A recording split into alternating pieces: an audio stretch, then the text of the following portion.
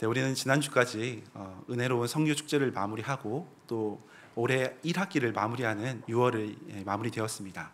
그리고 이제 7월이 시작되면서 새로운 2학기를 준비하고 또 특별히 이제 앞으로 여름 사역, 교회에서 많은 여름 사역들이 또 준비되어져 있습니다. 그래서 1학기를 점검하고 또 2학기에 나아갈 방향들을 우리가 생각하면서 오늘 말씀을 함께 나누고 또 우리가 기도하는 시간을 가지면 좋겠습니다. 최근 우리 사회의 중요한 화두 중에 하나가 번아웃입니다.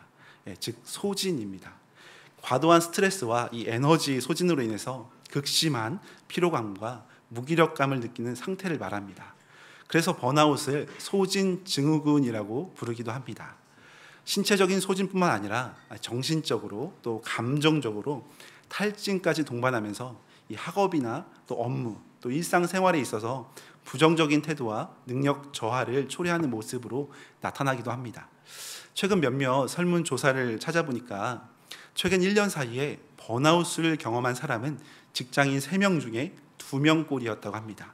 그러니까 거의 60에서 70% 정도는 소진 증후군, 이 번아웃을 경험하고 있는 겁니다. 혹시 우리 중에 번아웃이 왔거나 또 앞으로 혹시 올 예정으로 있는 분들은 오늘 예배 가운데 큰 회복의 은혜가 있었으면 좋겠습니다. 그런데 요즘은 직장에서 번아웃 대신에 선택하는 것이 있다고 합니다. 직장인 3,293명을 대상으로 설문조사 해보니까 70%가 이 번아웃은 되기 싫어서 10명 중 7명이 이것을 선택한다고 합니다. 무엇일까요? 번아웃 되기는 본인이 너무 힘들 것 같고 번아웃 되기 싫어서 이것을 직장에서 선택한다고 합니다. 바로 조용한 사직입니다. 조용한 퇴사. 직장에서 공식적으로 퇴사하는 것이 아니고 업무에 대해서 의욕을 최소한으로 줄이고 정해진 시간과 범위 내에서만 소극적으로 일하는 태도입니다. MZ세대의 말로 하자면 반만큼만 일한다 이렇게 좀 표현을 하고 있습니다. 마치 심리적으로 회사를 떠난 것처럼 느끼는 상황을 묘사한 겁니다. 그러니까 이처럼 많은 직장인들이 열정을 다해서 일한 뒤에 오는 극심한 무기력감이나 또는 이런 것을 하기 싫어서 삶의 의미를 찾지 못해서 최소한의 일만 마지못해 하는 조용한 사직 현상을 많이 경험하고 있다는 겁니다. 그런데 가슴 아픈 것은 이런 현상이 직장에서만 있는 것이 아니라 오늘날 우리의 삶 가운데 또 가정 가운데서도 그리고 교회에서도 누구보다 하나님의 나라를 위해서 열심을 냈던 성도님들의 모습 속에서도 동일하게 나타날 수 있다는 겁니다. 왜 우리가 선한 열심을 가지고 분명히 열심히 살아가는데도 때로는 우리가 지치기도 하고 육체적인 지침뿐만 아니라 영적으로 또 감정적으로 정서적으로 지치기도 하고 여러 가지 모습 가운데 맡은 바 역할을 충실히 감당하며 살아가고 있는데도 불구하고 때로는 우리의 마음이 소진되는 이유가 무엇이겠습니까? 저는 오늘 본문에 등장하는 다윗의 모습을 함께 살펴보면서 마지막까지 노년의 나이에 마지막까지 하나님의 사역을 충성되이 감당했던 그리고 최선을 다해 감당했던 열정적인 그의 모습을 보면서 함께 우리도 믿음의 모습을 점검해 가면 좋겠습니다. 인생이 마무리된 이 시점에 지치고 피곤하기보다는 오히려 더욱 열정적으로 다윗은 하나님의 성전, 예루살렘 성전을 건축하고자 온 힘을 다했습니다. 그것도 즐거움과 감사함으로 자발적인 은혜로 주님을 위해 모든 것을 헌신하고 섬긴 모습이 오늘 본문에 등장하는 내용입니다. 어떻게 그렇게 지치지 않고 더욱 열정적인 모습으로 최선의 노력을 다해서 끝까지 사역을 감당할 수 있었는지 오늘 말씀을 통해 함께 영적인 은혜를 발견하고 우리 또한 새 힘을 얻어서 더 힘차게 전진해 나가는 귀한 성도님들 되시기를 소망합니다. 첫 번째로 우리가 묵상할 부분은 하나님을 구하라입니다. 하나님을 구하라. 19절 상반절인데요. 한 번 더 같이 읽겠습니다. 시작. 이제 너희는 마음과 뜻을 바쳐서 너희 하나님 여호와를 구하라.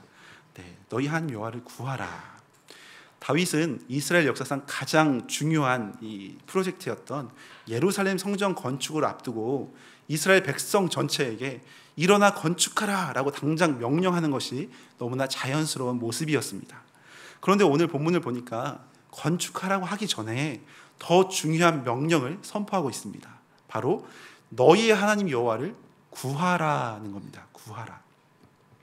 구하라라는 의미를 조금 더 살펴보면 히브리어 원어로 다라쉬라는 단어가 사용되었는데, 단순히 무언가를 쉽게 요청하거나 구하는 이 정도가 아니라 정말 진리를 탐구하듯이, 전문가를 찾아가서 자문을 구하듯이 아주 간절한 마음으로 그분의 뜻과 마음이 무엇인지 묻고 연구하고 알아간다는 이 의미입니다. 지금 바쁘게 움직여야 할 성전 건축, 다윗이 일평생 공들인 이 중요한 사역을 감당하면서 그 일을 실행하기도 바쁜데 앞서서 왜 이것을 먼저 행하라고 명령하고 있겠습니까? 그 20세기 선지자로 불리는 영적 거장인 A.W. 토저 목사님은 하나님을 추구함이라는 책에서 이런 말을 했습니다. 현대교회의 가장 큰 위기는 하나님의 일에는 분주하지만 하나님 자신을 갈망하지는 않는 것입니다. 이런 말을 했습니다. 현대교회의 가장 큰 위기는 하나님의 일에는 분주하지만 하나님 자신을 갈망하지는 않는 것입니다. 이런 날카로운 지적을 했습니다. 하나님의 일, 이 사역에는 많은 사람들이 분주하지만 하나님 자신, 그분을 갈망하는 것에는 너무나도 인색하다는, 그것이 바로 현대교회의 위기라는 지적을 한 겁니다. A.W. 터저 목사님은 교회가 수많은 일과 행사로 바쁘지만 정작 그 안에서 살아계신 하나님을 인격적으로 만나는 이 경외감을 잃어버렸다고 탄식합니다. 우리의 모습은 솔직히 어떤지 점검해 보면 좋겠습니다. 여러분은 하나님의 일, 이 사역에 분주하신 편입니까? 아니면 하나님 그분, 그 자체를 갈망하는데 더 집중하시는 편입니까? 설마 둘 다 관심이 없으신 분은 없으시겠죠?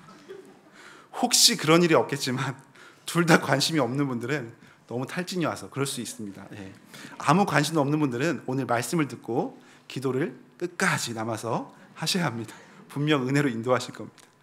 하나님 그 자신을, 그분 자체를 갈망하고 인격적으로 그분을 더 깊이 만나기를 간절히 소망하는 우리의 모습이 되시기를 바랍니다. 이 누가복음 10장에 보면 예수님께서 마르다와 이 마리아의 집에 방문하셨던 사건이 나옵니다. 거기에서 예수님을 위해서 분주하게 일하며 섬긴 사람이 누구였습니까? 마르다와 마리아 중에 마르다였습니다. 마르다의 섬김은 분명 선한 것이었지만 사람인지라 이 육체적으로 피곤하고 지쳤는지 원망과 조급함이 생기기 시작했습니다. 그 이름처럼 마르다, 영적으로 마르다, 다 말랐습니다. 육체적으로 마르면 다이어트지만 영적으로 마르면 피폐하잖아요. 영적으로 마르다, 말랐어야죠. 외우기 쉽죠? 이제 평생 잊지 않을 겁니다. 반면에 이 예수님의 발치에 앉아서 주님의 말씀을 집중하여 들은 사람은 누구였나요? 마르다의 동생 이 마리아였습니다. 이 마리아는 예수님을 위한 일에 중요하게, 예수님을 위한 일도 중요하게 생각했겠지만 먼저 예수님 그 자신, 그분 자체를 구하는 것에 온전히 집중했습니다. 그때 예수님은 마르다에게 이렇게 말씀하십니다. 누가복음 10장 말씀인데요, 41절 같이 한번 읽어보겠습니다. 시작. 주께서 대답하여 이르시되 마르다야 마르다야, 내가 많은 일로 염려하고 근심하나 몇 가지만 하든지 혹 한 가지만이라도 족하니라. 마리아는 이 좋은 편을 택하였으니 빼앗기지 아니하리라 하시니라. 아멘. 이 마르다처럼 주님을 위한 일에 더 분주하다 보면 정작 주님 자체, 그분을 만나는 일에 소홀해질 수가 있습니다. 그렇다고 주님을 위한 일이 중요하지 않다거나 주님을 위한 일을 하지 말라고 하는 것은 더욱 아닙니다. 그것도 너무나 중요한 일이지만 우선순위가 더 중요함을 말씀해 줍니다. 그래서 오늘 본문에서 다윗도 이러한 순서가 뒤바뀌면 우리의 모든 수고가 헛되이 끝날 수 있다는 것을 알았습니다. 그래서 거룩한 이 성전을 지키기 전에 너희 하나님을 먼저 구하라고 강조해서 오늘 본문에 말씀하는 겁니다. 하나님을 구하는 것은 우리가 지어야 할 성전의 설계도를, 우리의 삶의 방향성을 온전히 그분께 맡기며 인도함을 받는 귀한 시간입니다. 모든 사역에 앞서서 이 단단한 기초를 놓는 중요한 이 과정입니다. 우리가 살아가는 이 매일의 발걸음 가운데 먼저 우리 하나님을 찾고 구하며 그분께 나아가는 우리 모두가 되었으면 좋겠습니다. 그래서 이 풍성하신 이 하나님의 품 안에서 하나님의 은혜를 풍족히 누릴 수 있는 우리 모든 성도님들 되시기를 소망합니다. 우리가 두 번째로 함께 묵상할 부분은 마음과 뜻을 다하라입니다. 마음과 뜻을 다하라. 19절 상반절에 보니까 이제 너희는 마음과 뜻을 바쳐서 너희 하나님 여호와를 구하라고 합니다. 우리가 하나님을 구하는 것이 무엇보다 중요한데 어떤 자세로 하나님을 구하라고 하냐면 마음과 뜻을 바쳐서라고 말씀하고 있습니다. 여기에서 마음은 이 원어적으로 보면 지성, 이 감정, 이 의지, 이 모든 걸 포함한 전인격적인 마음을 말합니다. 그래서 레바브라는 단어를 사용했습니다. 그 뜻을 바치다라는 이 뜻은 영혼, 이 생명 그 자체를 다 바치는 것을 의미하는 네페쉬라는 단어를 사용했습니다. 그러니까 하나님을 구하는 것은 그냥 단순히 기도하고 이 단순한 정도가 아니라 우리의 전 존재를, 전 인격을 다 쏟아 부어가면서 온전한 헌신을 해서 주님을 알아가고 찾아가고 발견하고 더 간절히 구하는 그 모든 삶의 전부를 말씀하는 겁니다. 우리가 잘 아는 오스왈드 챔버스가 쓴 유명한 고전 주님은 나의 최고봉이라는 책에 보면 이런 말을 합니다. 하나님을 향한 나의 최선을 드리는 것이 그리스도인의 목표입니다. 하나님을 향한 나의 최선을 드리는 것이 그리스도인의 목표입니다. 이런 고백을 하거든요. 우리 그리스도인의 목표가 무엇이라고요? 하나님을 향한 나의 최선을 드리는 겁니다. 하나님 그분을 향한 나의 최선을 드리는 것이 우리 예수 그리스도를 믿는 그리스도인의 목표라는 겁니다. 다들 최선 정도는 드리고 계시죠? 이 밤이 올 정도면 차선보다 최선을 선택하셔서 주님 앞에 나온 줄로 믿습니다. 그리고 이어서 챔버스는 이렇게 말합니다. 예수 그리스도께 나 자신을 온전히 내어드릴 때 그분은 우리를 통해 상상할 수도 없는 일들을 이루십니다. 이런 말을 하거든요. 앞의 말도 멋있었지만 이 말도 굉장히 의미가 깊은 말입니다. 예수 그리스도께 나 자신을 온전히 내어드릴 때 그분은 우리를 통해서 상상도 할 수 없는 일들을 이루십니다. 네. 지치고 피곤한 우리의 일상 가운데 상상도 할 수 없는 일을 이루고 싶으신가요? 네. 오늘 말씀처럼 우리의 주 되신 예수 그리스도께 우리의 마음을 또 우리 자신을 온전히 내어드릴 때 주님께서 우리의 삶을 귀하게 인도해 가실 겁니다. 주님을 향해 우리가 드릴 수 있는 이 최선, 그것은 바로 오늘 본문 말씀처럼 레바브, 나의 전인격적인 마음과 네페시, 나의 온전한 모든 뜻을 주님 앞에 다 맡기고 내어드리는 겁니다. 주님께 인격적으로 우리의 마음과 뜻을 다 솔직하게 고백하면서 주님만을 먼저 최우선으로, 최선으로 구하는 겁니다. 그래서 이 밤에 우리가 기도할 제목은 주님 나를 긍휼히 여겨달라고, 주님만을 더 원한다고, 주님만을 간절히 원한다고, 목마른 나의 영혼 가운데 온전히 임재해달라고, 그런 주님을 간절히 의지하는, 간절히 바라며 나아가는 그런 기도가 우리에게 필요한 줄로 믿습니다. 사도행전 5장에 보면 아나니아와 삽비라, 우리가 잘 아는 사건이 나옵니다. 주님 앞에 진실한 마음이 얼마나 중요한지를 보여주는 사건입니다. 이 아나니아와 삽비라가 주님께 헌금을 드리지만 온전한 마음으로 드리지는 않았습니다. 그래서 사람들의 눈을 속여가면서 일부를 감추고 전부를 드리는 척 했습니다.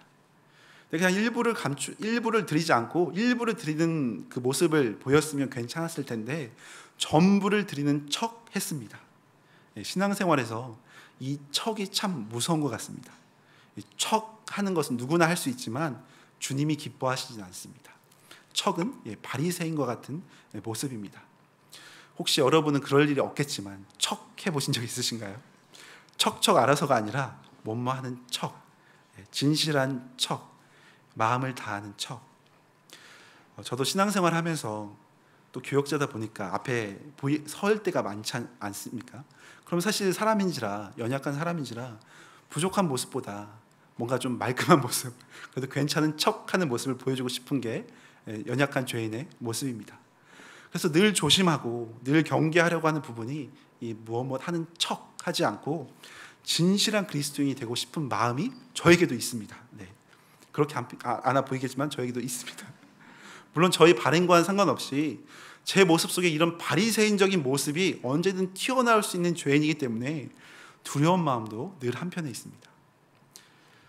아무튼 하나님께서는 그 부부의 헌금 액수가 전혀 중요하지 않았습니다. 오히려 그들의 불성실한 마음과 거짓된 의도를 분명히 보셨습니다. 그래서 그 결과는 돌이킬 수 없는 무서운 심판이셨습니다.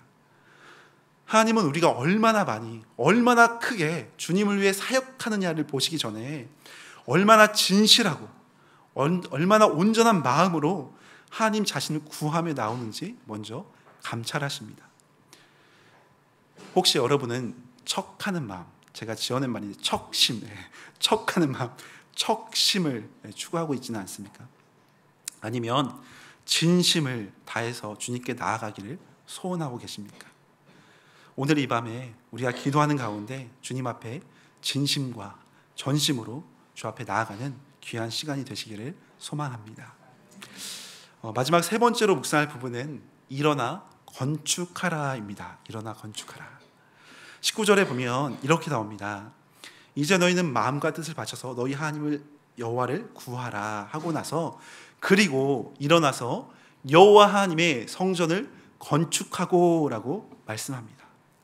하나님을 전심으로 구한 자에게 주어진 명령은 곧이어서 일어나서 여호와 하나님의 성전을 건축하라 하는 말씀이었습니다. 기도의 자리에서 하나님의 임재와 이 능력, 이 그분의 은혜를 경험한 사람은 더 이상 가만히 주저앉아 있을 수만은 없습니다. 그래서 가끔 우리가 기도하다 보면 내 힘으로 할 수 없을 때 기도만 할 때가 있잖아요. 그럼 믿지 않는 사람들이 우리를 향해서 공격하는 것 중에 하나가 기도만 한다고 뭐가 달라지나, 심지어는 같은 기독교인 간에도 그런 말을 들을 때가 있습니다. 그렇게 기도한다고 뭐가 달라지나. 그렇지만 우리는 성경을 통해 분명히 알고 있습니다. 기도하는 자에게 주님께서 분명히 은혜를 주시고, 기도하는 영혼에게 주님께서 새 일을 시작하시고, 기도하는 자에게 일어나 주의 일을 할 수 있는 새 힘과 능력을 반드시 주십니다. 그래서 아무것도 하지 않는 것 같지만 기도는 하나님 앞에서 심는 과정입니다. 씨앗을 심고 그것이 주 앞에서 열매 맺기를 기다리는 은혜로운 사역의 시작의 과정입니다. 그래서 오늘 말씀에서도 일어나 성전을 건축하라고 합니다. 일어나 할 때 여기서는 쿰이라는 단어가 사용되었습니다. 달리다 쿰 할 때 복음서에 기록된 달리다 쿰처럼 쿰, 일어나입니다. 일어나 쿰. 그 쿰이라는 단어 자체가 박력 있지 않습니까? 일어나 쿰. 주무시는 분도 일어나 쿰. 깨워주는 은혜가 있는. 좀 이따 기도해야 하니까 깨어나셔야 돼요. 쿰. 일어나. 반말이 아닙니다. 성경 말씀 일어나라. 쿰. 그래서 일어나서 삶의 현장으로 나아가 건축하라, 일어나라, 시작하라는 그런 의미로 쿰 단어를 오늘도 사용하고 있습니다. 신앙 원리가 먼저는 주님의 임재, 이 주님을 간절히 구하고 찾고 주의 은혜 가운데 나아가는 것이고, 여기에서 주께서 부어주시는 은혜로 말미암아 힘차게 그 자리에서 일어날 수 없는 그 상황 속에서도 다시금 일어날 힘을 주시게 일어나서 한 걸음 한 걸음 걸어가는 것이 바로 신앙의 원리입니다. 구약의 위대한 지도자 느헤미야가 이러한 신앙 원리의 모습을 보여주었습니다. 느헤미야는 폐허가 된 예루살렘 성전을 건축하기 위해 위대한 건축을 담당하게 되는데, 모든 사역을 시작하기에 앞서서 먼저 수일 동안 금식하며 기도한 장면이 느헤미야 1장에 등장합니다. 그리고 느헤미야 2장에 가서도 폐허가 된 예루살렘 성벽을 둘러보면서, 현장을 둘러보면서 하나님의 뜻을 간절히 구하고 적극적으로 주 앞에 간구하는 내용이 담겨 있습니다. 그래서 느헤미야의 성벽 재건 건축 과정을 보면 하나님을 구하는 것으로 시작해서 기도로 간절히 아뢰이고 주의 도우심을 구한 이후에 삶으로 풍성한 열매를 맺어가며 마무리하는 그 모습이 담겨 있습니다. 오늘 우리가 결론적으로 함께 적용해보고 싶은 부분도 바로 여기에 있습니다. 오늘날 우리가 건축해야 할 성전이 무엇이겠습니까? 다윗 시대에 이루어진 예루살렘 성전 건축처럼 눈에 보이는 이 돌로 된 건축을 짓는 건축을 말하려는 것이 아닙니다. 우리가 지어야 할, 평생에 걸쳐 우리가 믿음으로 건축해야 할 성전은 과연 무엇이냐 하는 문제입니다. 이것은 구약시대의 성전의 이 물리적인 개념, 예루살렘의 한 장소에 지어졌던 눈에 보이는 큰 건물이 아니라 신약시대에 사는 우리에게 있어서는 존재적인 개념으로 접근해야 함을 우리가 묵상해 볼 수 있습니다. 예수 그리스도의 그 십자가의 부활, 십자가의 사건과 이 부활, 그리고 성령의 임재하심 덕분에 성전의 개념은 이 제한적인 물리적인 개념을 넘어서서 존재적인 개념으로 놀랍게 영광스럽게 확장되고 키워져 갔습니다. 먼저 예수 그리스도 그 존재 자체가 성전이 되어주시는 놀라운 사건이 신약시대에 일어났습니다. 예수 그리스도 그 존재 자체가 우리에게 성전이 되어주십니다. 그리고 참 성전이신 예수님과 연합한 우리 성도 한 사람 한 사람이 바로 성령께서 거하시는 성전이 된다고 성경은 말씀합니다. 고린도전서 6장 19절인데요. 같이 한번 선포하며 고백하겠습니다. 시작. 너희 몸은 너희가 하나님께로부터 받은 바 너희 가운데 계신 성령의 전인 줄을 알지 못하느냐. 너희는 너희 자신의 것이 아니라 값으로 산 것이 되었으니 그런즉 너희 몸으로 하나님께 영광을 돌리라. 아멘. 우리는 성령 하나님께서 친히 거하시는 성전이라고 너무나 귀한 사명을, 우리의 존재를 말씀해 주고 계십니다. 그렇게 우리는 더 이상 내 것이 아니라 예수 그리스도의 핏값으로 사신 바 된 주님의 소유임을 인정하고 주님을 위해 살아가는 자녀라고 우리의 존재 자체를 세상의 종이 아니라 하나님이 거하신 성전이라고 우리를 존재를 변화시켜 주셨습니다. 우리같이 연약한 자가, 우리 같은 죄인이 어떻게 주님이 거하시는 거룩한 성전이 될 수가 있겠습니까? 우리에게는 아무런 조건이 없습니다. 그렇지만 성전이 되시는 예수님께서 우리와 함께 하시기에 성령께서 우리 안에 거하시기 때문에 그 은혜로 인하여 우리는 성전으로 세워져 갈 수가 있습니다. 다시금 일어나 이 나 자신을 주님께서 기뻐하시는 거룩한 성전으로 아름답게 건축해 가시기를 소원합니다. 또한 나 자신이 이렇게 성전으로 아름답게 지어져 가다 보면 그 거룩한 영향력은 자연스럽게 가장 가까운 공동체인 가정으로 흘러 들어가게 되어 있습니다. 이번 선교 축제 때도 가정에 대한, 다음 세대에 대한 귀한 말씀들을 주셔서 개인적으로 많은 도전을 받았습니다. 이 가정은 하나님께서 우리에게 허락하신 최초의 공동체이고 중요한 신앙 교육의 현장입니다. 그래서 여호수아 24장 15절에도 이렇게 선포합니다. 우리 각자 가정을 생각하면서 믿음으로 선포했으면 좋겠습니다. 시작. 너희가 섬길 자를 오늘 택하라. 오직 나와 내 집은 여호와를 섬기겠노라. 아멘.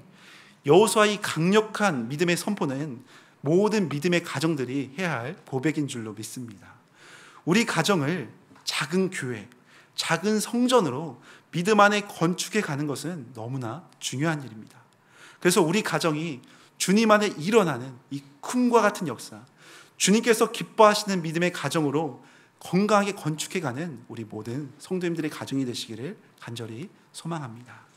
자, 마지막으로 한 가지만 더 보자면, 하나님은 개별적인 성도와 이 가정을 넘어서서 교회 공동체라는 이 귀한 성전을 함께 건축해 가라고 우리를 구별하여 부르십니다. 에베소서 2장 21절인데요. 같이 한번 고백하겠습니다. 시작. 그 안에서 건물마다 서로 연결하여 주 안에서 성전이 되어가고 너희도 성령 안에서 하나님이 거하실 처소가 되기 위하여 그리스도 예수 안에서 함께 지어져 가느니라. 아멘. 우리는 각자 따로 떨어진 벽돌들이 아니라 서로 연결되어 함께 지어져 가는 살아있는 돌들, 돌들이라고 하면 좀 죄송한데요. 반석으로 대체하자면 귀한 돌들, 산돌이신 예수 그리스도를 모시는 돌들입니다. 우리 또한 아주 귀한 돌, 반석들입니다. 독일의 순교자이자 위대한 신학자인 본 회퍼는 성도의 교제라는 책에서 교회를 이렇게 정의했습니다. 교회는 공동체로 존재하시는 예수 그리스도이시다. 교회는 공동체로 존재하시는 예수 그리스도이다라고 선포했습니다. 교회가 무엇이라고요? 공동체로 존재하시는 예수 그리스도. 이 교회는 단순히 성도들의 모임이 아니라 이 땅에 유형적으로 존재하는 그리스도의 몸, 그 자체임을 말씀해주고 있습니다. 우리가 이렇게 함께 이 땅에 교회를 세워가는 것이 얼마나 영광스러운 일인지를 말해주고 있습니다. 예수 그리스도의 몸 자체인 이 교회를 중심으로 각기 다른 모양의 돌들과 반석들이 모여서 아름다운 건물을 이루어 가듯이 우리 각자 다양한 은사와 각기 다른 성향과 여러 기질들을 주님께서 사용하셔서 우리 성도들 한 사람 한 사람을 통해 교회를 건강하게 건축하며 세워가고 계시다는 겁니다. 그러니까 우리의 감정과 우리의 상황과 상관없이 이 교회의 구성원으로, 이 교회 공동체 한 일원으로 있는 것 자체가 하나님의 거룩한 성전을 세워가고 있는 귀한 사명을 감당하고 있는 믿음의 성도님들인 줄로 믿습니다. 말씀을 마무리하겠습니다.